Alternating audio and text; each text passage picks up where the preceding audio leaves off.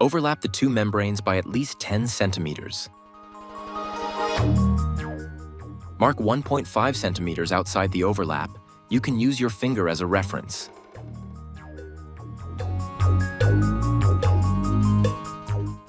Thoroughly stir the Rollgum Primer before use during installation.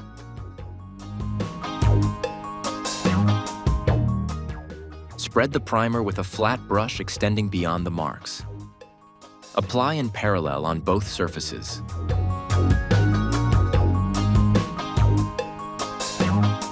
Make sure the primer is dry by pressing with your finger.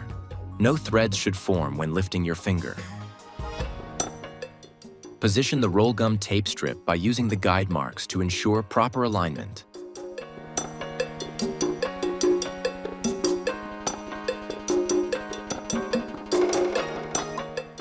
Using the system roller, apply pressure all along the entire strip. Remove the protective film to one side at a 90-degree angle while smoothing with your hand to eliminate wrinkles.